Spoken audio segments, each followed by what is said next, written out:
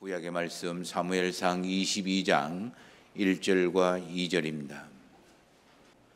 그러므로 다윗이 그곳을 떠나 아둘람 굴로 도망하며 그의 형제와 아버지의 온 집이 듣고 그리로 내려가서 그에게 이르렀고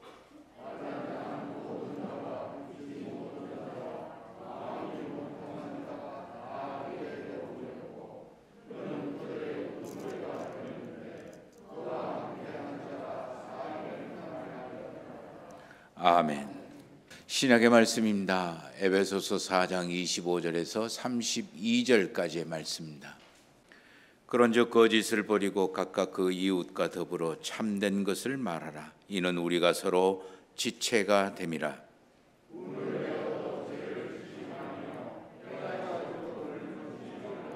마귀에게 틈을 주지 말라.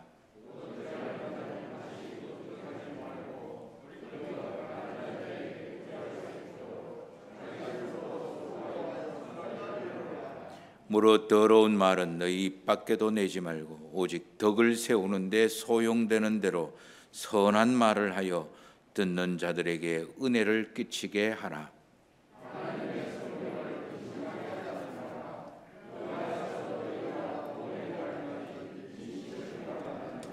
너희는 모두 낙독과 노함과 분냄과 떠드는 것과 비방하는 것을 모든 악의와 함께 버리고 서로 친절하게 하며 불쌍히 여기며 서로 용서하기를 하나님이 그리스도 안에서 너희를 용서하심과 같이 하라.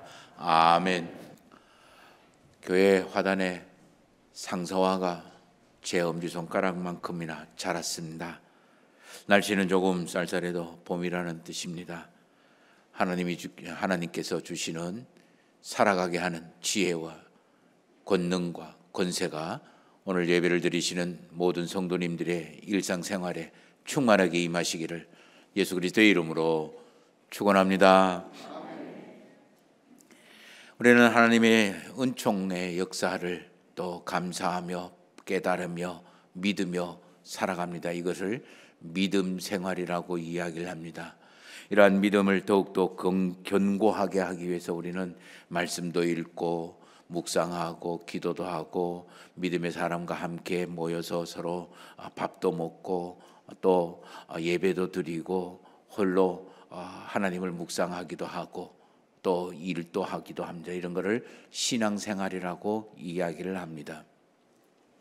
이러한 신앙생활을 제대로 또 올바르게 배우고 가르치고 행하도록 하는 그러한 역할을 하는 게 바로 교회 생활입니다.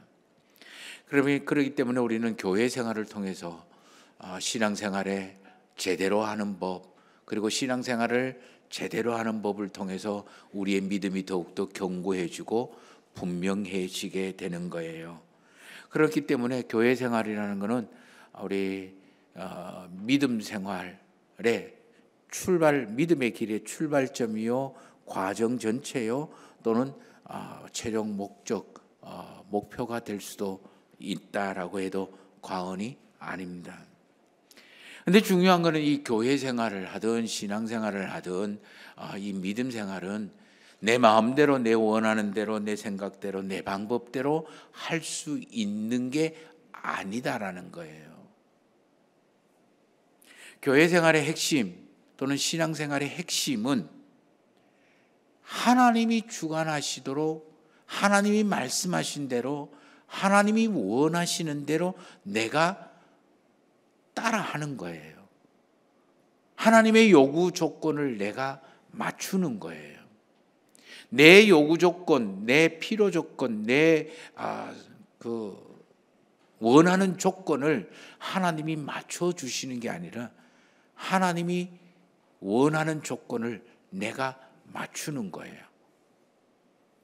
그렇기 때문에 신앙생활은 신비로워요. 내가 해야 돼요. 그런 의미에서 가장 능동적인 활동이 신앙이에요. 그런데 내 마음대로 하면 안 돼요. 내 생각대로 하면 안 돼요. 내 원하는 대로, 내 편한 대로 하면 안 돼요. 절대 안 돼. 그렇기 때문에 가장 피동적이고 수동적인 게 신앙생활이에요. 믿음 생활이고. 교회 생활도 마찬가지고 신앙생활도 마찬가지. 그래서 예수님은 이렇게 이야기하셨어요. 나를 따라오려거든 믿음 생활하려면, 믿음의 길을 하려면 너를 부인하고 너의 십자가를 지고 나를 따라와라. 제일 먼저 너를 부인하라. 나를 따라온다라는 그 믿음의 길, 능동적인 그런 행위를 하려면, 그 믿음의 길을 걸어가려면 너를 부인해라. 수동태가 되라. 그리고 하나님이 말씀하시고 하나님이 원하시고 하나님이 이야기하는, 하라고 하는 방법대로 그렇게 믿고 따라해라. 그게 믿음의 길이다라는 거예요.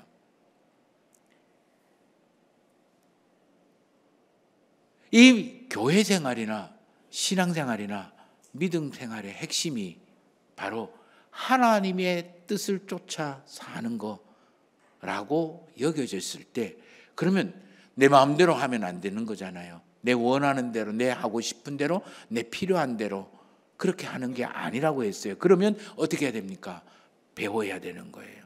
그래서 교회 생활도 배워야 되고 신앙생활도 훈련을 해야 되는 거예요. 그러면 모든 신앙생활의 출발점, 믿음 생활의 출발점이라고 했는 게 교회 생활이라고 했어요. 그러면 교회 생활을 어떻게 해야 될까? 교회 생활이 제대로 잘 이루어지면 우리의 신앙생활도 제대로 잘 이루어지는 거고, 신앙생활이 제대로 잘 이루어지면 우리의 믿음이 더욱더 견고하고 분명해지고 그리고 확고해지는 거예요. 그러면 우리는 우리와 함께 동행하시고 우리와 함께 하시는 하나님의 은총과 하나님의 축복과 하나님의 능력과 권능을 우리는 날마다 확인하고 그것을 갈망하고 앞으로 믿음의 길을 걸어갈 수가 있게 되는 거예요. 그래서 우리는 지난 2월 한 달 동안 슬기로운 교회 생활 제대로 재밌게 하는 법, 이런 의미로 묵상을 해왔습니다. 제일 먼저 교회에서 이루어지는 일 중에 뭡니까? 예배다. 예배는 구경하고 예배는 보는 게 아니라 예배는 드리는 거다. 내가 예배의 주체자가 하나님이 원하는 시간에, 하나님이 원하는 방법으로, 하나님이 원하는 장소에 내가 찾아가야 되는 거다. 하나님 보고 오라이 가라이 하지 말고 내가 하나님을 찾아가는 게 예배이다. 내 예배 드리를 그런 준비를 하고 예배를 드리라. 두 번째, 말씀과 기도가 교회에서 이루어진다. 말씀을 묵상하고 말씀을 깨닫고 말씀을 배우고 말씀을 알고 기도를 훈련하고 기도를 배우는 그러한 곳이 교회이다. 이런 말씀과 기도하게 만드는 일에 적극적으로 이용하고 참여하고 함께 하라. 세 번째, 뭐라고 했습니까? 하나님에 대한 고백을 제대로 정확하게 해라. 신앙은 고백이다. 하나님, 내가 이러이러한 은혜를 입었습니다. 하나님, 내가 이러이러한 은혜를 입었습니다. 하나님이 이거 안 해주셔서 내가 지금 조금 속이 상하는데요. 이거 좀 어떻게 하면 될까요? 하나님하고 대화하고 고백하는 거예요. 이 고백이 많으면 많을수록 저와 여러분들의 은총이 많다라는 그런 뜻이고, 고백이 크면 클수록 하나님의 은총을 더 많이 담게 되고 입게 된다. 이 고백은 11조를 비롯한 여러 가지 헌금의 생활이고, 그리고 다른 사람들을 위하고 교회를 위한 섬김의 사역인 거고, 다른 이웃들, 가난하고 불쌍하고 힘든 사람들에게 내 밥 한 끼 굶고 그들에게 밥 한 끼를 사줄 수 있을 마음의 모습 갖는 그런 사랑의 쌀이고, 이런 걸로 선교고 이런 걸로 고백이 되어집니다. 오늘 마지막, 교회를 슬기롭게 잘 이용할 수 있고 교회에서 제대로 신앙생활하는 법, 그거 네 번째 이야기입니다. 오늘 말씀을 통해서 우리 교회 생활이 더욱더 재미있어지고 의미 있어지고 제대로 이루어지게 되어서 저와 여러분들의 올 한 해 믿음이 견고해지기를 소망해 봅니다. 네 번째, 우리 슬기로운 교회 생활을 묵상하기 전에 우리가 먼저 알고 저와 여러분들이 공감을 하고 가야 될 내용이 있습니다. 그 중에 하나, 사람은 누구나 상처와 아픔을 가지고 산다. 사람은 어머니 뱃속에서부터 배움과 동시에 상처를, 아픔을 받게 되어 있습니다. 출생하고 어머니로부터, 아버지로부터 양육받으며 한편으로는 성장하고 한편으로는 상처를 받는, 친구들을 만납니다. 학교 생활을 합니다. 직장, 그리고 결혼 생활을 합니다. 사랑해서 죽을 똥 살 똥 모른다 그러면서 그렇게 결혼을 해놔놓고는 제일 많이 상처를 주는 게 남편이고 아내입니다. 눈에 넣어도 아프지 않을 것 같이 내 모든 것 다 줄 수 있어도 제일 속썩이고 엄마 아버지를 속썩이고 상처 주는 게 누굽니까? 자식이고, 자식들에게 제일 심하고 모진 말을 하는 게 아빠고 엄마고. 이 사람은 일평생 동안 한편으로는 배우고 성장하고 훈련하고 성숙되어 가는 거지만 또 한편으로는 엄청난 아픔과 상처를 동시에 받고 살아가는 것. 그게 선천적인 거든 후천적인 거든 환경적인 거든 사람에게든 아니면 육체적인 아픔이든 마음의 아픔이든 간에 사람은 이제까지 내가 살아온 모든 시간들에게는 상처가 덕지덕지, 아픔이 덕지덕지 묻어 있다라는 거예요. 이 상처와 아픔을 때로는 가슴에 묻고 애써 모르는 척 잊어버리고 살아가는 사람도 있고, 때로는 이 상처가 독특한 성격이나 습관을 만들어낼 수도 있고, 때로는 이 상처를 치유하면서 지나오기도 하고. 과거의 세상살이만 그런 게 아니고요, 지금 내가 살아가는 이 지금 현상에서도 여러 가지 삶의 조건이나 여건이나 또는 사람들이나 아니면 환경이나 일에 따라서, 사람에 따라서 상처를 입기도 하고 상처를 받기도 하고 상처를 주기도 한다라는 거예요. 그리고 앞으로 내가 죽을 때까지 이러한 일들은 우리 인생에서 계속 일어날 거다. 한편으로는 배우고 성숙하지만 한편으로는 아프고 힘들고 마음의 상처를 입고 살아가는 것, 이게 사람 세상살이이다. 그러므로 저와 여러분들이 지금 해야 될 가장 중요한 것, 나 몸 괜찮아, 내 마음 건강해, 멘탈 강해, 그렇게 생각하지 마시고, 내가 엄청난 상처와 아픔을 가지고 있는 사람이구나, 인정을 하라. 이 세상에 상처 없고 아픔 없는 사람 아무도 없다. 겉모양에는 거들떠하게 보이지만 다 상처와 아픔 가지고 끙끙거리면서 살아간다. 저 사람은 육신으로 되게 아픔을 가지고 있지만 그 아픔 별거 아닌 것 같아요. 내 손톱 밑에 가시가 최고로 아픈 거예요. 사람은 누구나 다 이렇게 상처와 아픔을 가지고 있다. 마찬가지로 이 아픔과 상처는 누구에게로부터 왔냐? 너에게로부터 왔어. 그러므로 반대로 이야기하면 나도 다른 사람, 내 옆에 있는 사람을 사랑한다는 이야기하고 믿는다라고 이야기하고 적당하게 거리 띄워두고 살아가고 일 때문에 만났을지라도 눈에 넣어도 아프지 않을지라도 상처를 주면서 살고 있다라는 거예요. 문제는 상처를 입느냐 안 입느냐가 중요한 게 아니라 이거를 어떻게 해결하면서 살아가느냐, 이게 중요하다. 어떤 사람은 싸우면서 살아가고 애써 뒷방으로 몰아넣고 애써 잊어버리려고 하는 사람이 있는가 반면에 그 상처를 다 치유하면서 가는 사람도 있다. 두 번째 우리가 알아야 될 것 하나, 하나님은 저와 여러분들이 이런 상처를 치유하기를 원하신다. 성경은 하나님의 구원의 역사의 이야기죠.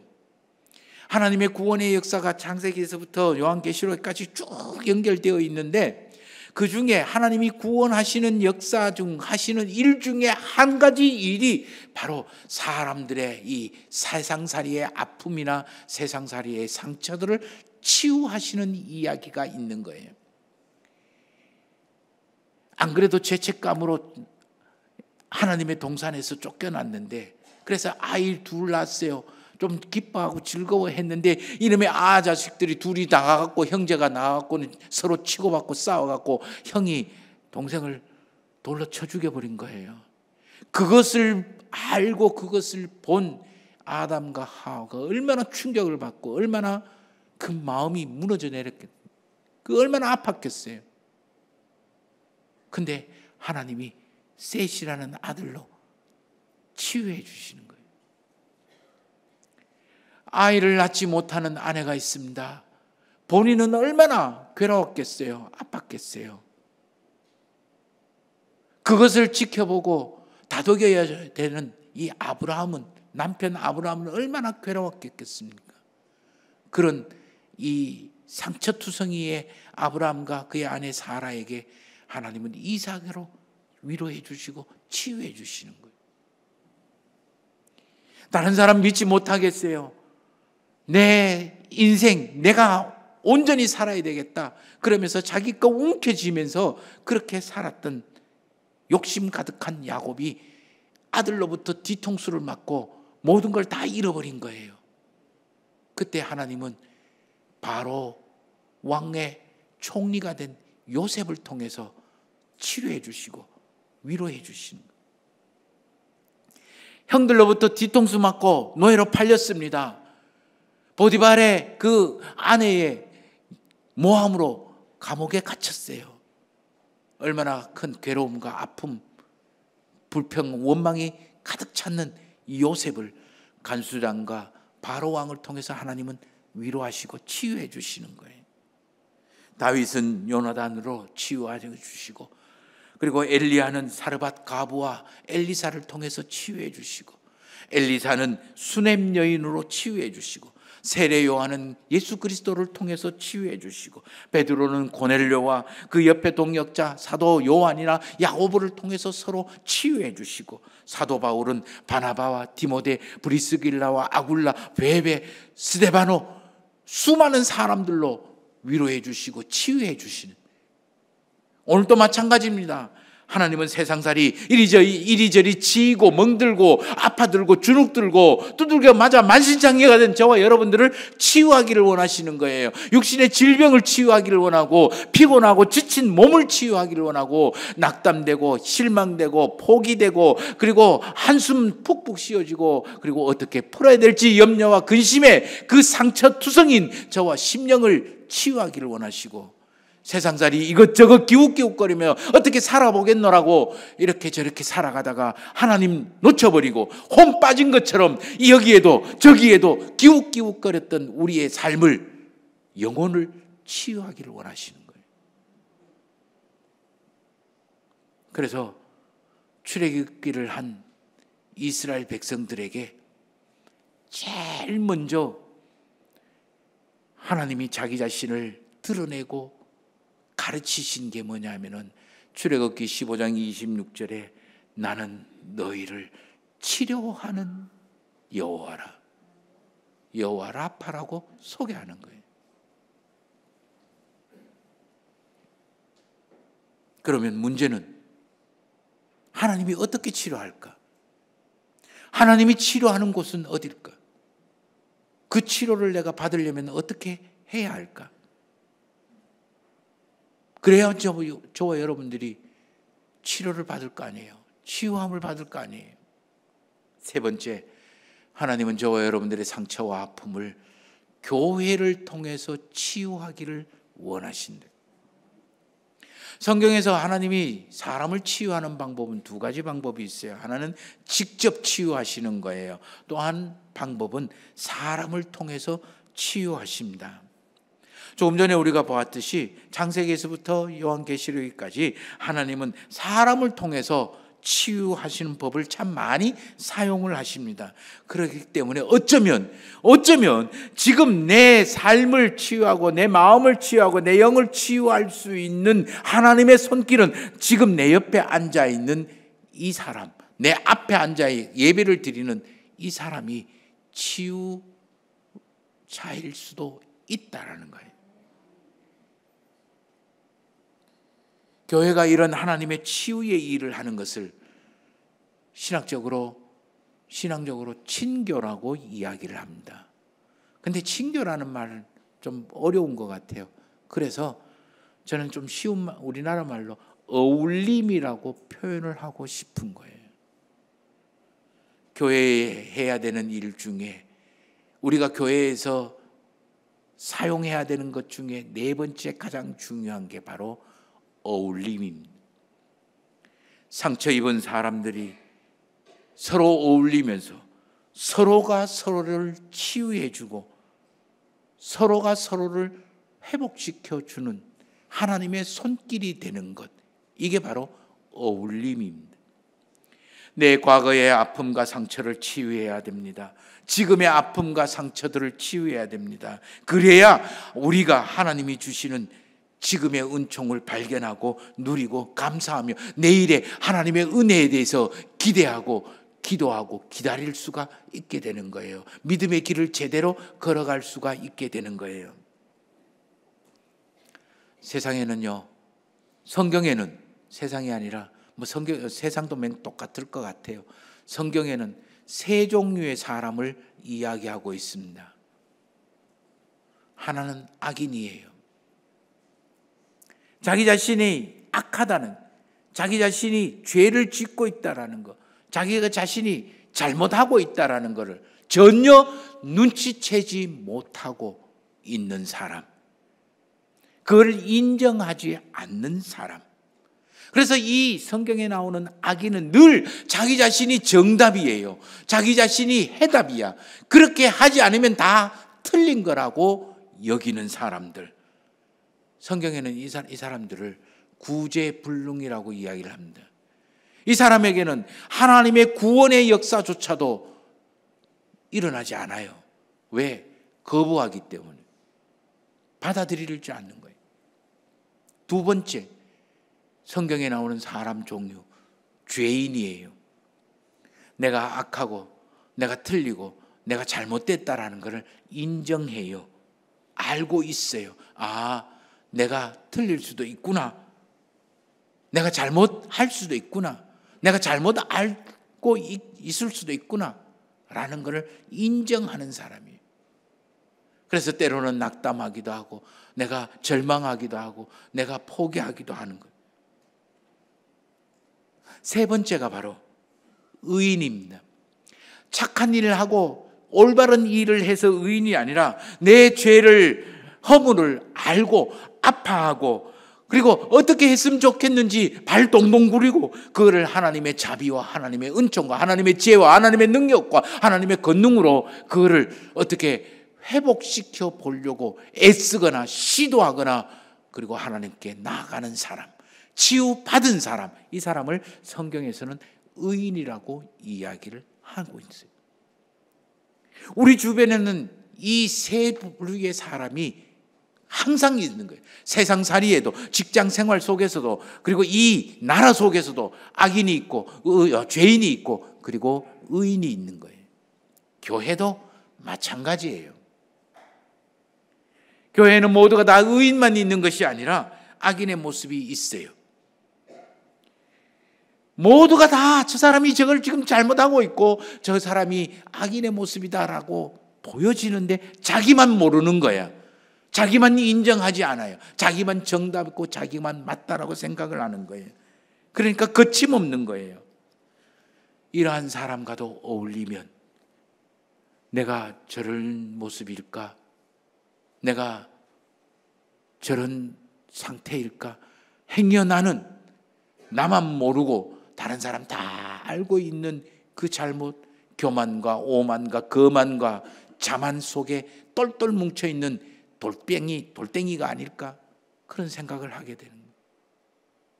그렇다 보면 내 허물이 드러나고 내 아픔이 들어가고 내가 잘못할 수도 있겠구나. 잘못하고 있는 것은 아닐까. 겸손해지고 한없이 비루한 인생인 것을 깨닫게 되는 거예요. 죄인들도 있어요. 자기 자신에게 실망하고 낙담하고 그냥 되는 대로 살아야 되니까 어쩔 수 없이 살아갈 수밖에 없다라고 내 염려하고 근심하고 걱정하고 끙끙 앓기는 않는데 치유받지 못하고 해결하지 못하고 살아가야 되는 그 사람들하고 어울리면 내가 하나님의 은혜를 입어야 되겠구나. 내가 하나님의 자비하심이 필요한 나이구나. 내 모습을 보는 것 같기도 하고. 행여 내가 지나가는 말로 한마디, 나는 아무 생각 없이 던진 말 한마디지만 그 말에 용기를 얻고 희망을 얻고 하나님을 찾을 수 있게 된다면 이 또한 축복이요 기쁨이고, 내가 나태해집니다. 때로는 게을러집니다. 때로는 내가 막 그만두고 싶을 때도 있습니다. 사는 것이 어렵고 힘들고 모든 것들이 잘 이루어지지 않을 때, 기도가 잘 이루어지지 않을 때 하나님 앞에 분노가 점점 쌓여옵니다. 목구멍까지 쌓여옵니다. 불평과 불만들이 목구멍까지 쌓여옵니다. 하나님 도대체 내인데 왜 그러는데요? 라고 목구멍까지 올라왔는데 나보다 더 힘들고 어렵고 그리고 괴로운 아픈 사람이 그래도 어떻게 믿음으로 해결해 보려고 하나님 앞에 나오고 하나님 앞에 매달리는 그 노력하는 모습을 듣고 볼 때 나도 다시 시작해야 되겠구나. 다시 나도 일어서야 되겠구나. 그래, 저거지. 다시 살아가고 믿음으로 일어설 수 있는 용기를 얻고 담대함을 얻을 수 있는 것. 이게 다 어디서 나오는 거예요? 어울림에서 나오는 거예요. 목사는 성도들의 아픔 아멘이라는 응답으로 예배를 드리고 난 다음에 환한 얼굴로 집으로 돌아갈 때, 지난 한 주간 하나님이 주신 은총을 감사할 때 있어야 할 자리에 그렇게 자리를 지키는 모습을 보고 열일 뒤로 하고 가르친 대로 수고와 섬김의 사역을 함께 감당할 때 목사의 아픔과 상처가 치유되는 거예요. 목사는 뭐 아프지 않을까요? 목사는 뭐 상처 없는 줄 아세요? 목사는 뭐 분노가 그리고 불만과 불평이 목구멍까지 차지지 않을 때가 있겠습니까? 그런 게 다 이런 성도님들을 통해서 치유되어지고 그리고 회복되어지는 거예요. 성도님들은 어떻습니까? 한 주간 동안 힘들고 지친 것들, 그리고 답답했던 인생살이에 뚫리지 않는 그런 의문들이 말씀을 들음으로, 그리고 내 이야기하는 것처럼 하나님의 말씀 선포와 그리고 기도와 서로 이러한 여러 가지 일들을 통해서, 목사를 통해서 주어지는 일들을 통해서 이 시간 치유되어지고 회복되어지는 거예요. 용기를 얻는 거고, 성도님들이 예배를 마치고 난 다음에 서로가 서로를 밥을 같이 먹으면서 그래 어떠냐, 힘들지, 힘내라, 격려하고 위로하고 축복을 하면서 서로 용기를 주고 치유하는 거예요. 이게 성령 하나님이 교회에서 하시는 가장 중요한 일 중에 하나예요. 오늘 우리가 읽은 사무엘상 22장 1절과 2절 말씀을 보세요. 저는 이 구절이 구약에 나오는 교회의 전형적인 모습이 아닐까 여겨집니다. 다윗이 사울왕에게 쫓겨서 다윗이 사울왕을 위해서 골리앗도 죽이고 엄청 믿음의 일을 했어요. 하나님 보시기에 잘 했어요. 그런데 사울왕을 통해서 엄청난 아픔을 당하고 괴로움을 당하고 쫓겨서 낙담해서 쫓겨가서 어디야? 아둘람 굴에 피신해 있는 거예요. 그런데 이 이야기를 들은 다른 수많은 사람들이 오늘 사무엘상을 2절을 말씀 보면 낙담하고 빚지고 환난을 당하고 아픔을 당하고 상처 입은 사람들이 이 다윗에게 꾸역꾸역 아둘람 굴에 모여들기 시작하는 거예요. 거기서 다윗이 주인이 우두머리가 됐다. 그리고는 거기에서 서로 위로하고 치료하고 회복하는 거예요. 그게 교회예요. 성령 하나님이 하시는 일이고요. 사도 바울은 에베소 교회 성도들에게 이렇게 이야기합니다. 서로 참된 말을 하고 부은을 내도 부은을 저녁까지 품지 말고 꼭 화해를 해라. 그리고 너가 게으르지 말고 도적질하지 말고 네가 일을 해서 너가 선한 일을 하고 구제를 해라. 더러운 말은 입 밖에도 내지 말라. 서로가 선한 말을 하고 덕을 끼치는 말을 하고 은혜를 끼치는 말을 해라. 오직 성령 하나님을 근심하게 만들지 말라. 친절하게 이야기하고 불쌍히 여기고 예수 그리스도가 너를 용서하여 주신 것처럼 너에게 상처 준 사람, 아픔을 준 사람을 용서하고 니도 그 사람으로부터 용서를 받는 어울림이 있는 그런 곳이 교회다. 교회는 상처 입은 자들이 어울려 사는 곳이에요. 교회는 서로가 서로를 치유하는 하나님의 손길이 되어야 하는 거예요. 세상에도 독불 장군이 있을 수가 없죠. 하물며 교회에서는 독불 장군이 있을 수가 없어요. 혼자 절대 신앙생활을 할 수가 없습니다. 예배를 안 드리는 것보다야 드리는 것이 훨 좋고 낫겠죠. 그러나 그냥 예배만 드리고 호련히 연기처럼 사라져 버리시는 그런 신앙생활은 늘 제자리일 거예요.